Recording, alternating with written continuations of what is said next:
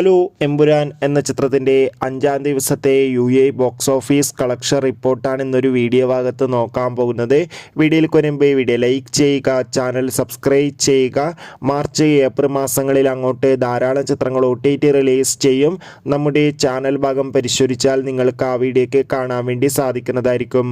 മോഹൻലാൽ, മഞ്ജു വാര്യർ, ടൊവിനോ തോമസ് എന്നൊക്കെ പ്രധാന കഥാപാത്രങ്ങളായെത്തി പൃഥ്വിരാജിൻ്റെ സംവിധാനത്തിൽ മാർച്ച് 27-ാം തീയതി റിലീസിനെത്തിയ ചിത്രമായിരുന്നു എമ്പുരാൻ. എല്ലാ സിനിമാ പ്രേമികളും ഒരേപോലെ എമ്പുരാൻ എന്ന ചിത്രത്തിൻ്റെ ഓരോ ദിവസത്തെ ഓരോ കളക്ഷൻ റിപ്പോർട്ടും അറിയാൻ വേണ്ടി ഏറെ പ്രതീക്ഷയോടെയാണ് കാത്തിരിക്കുന്നത്.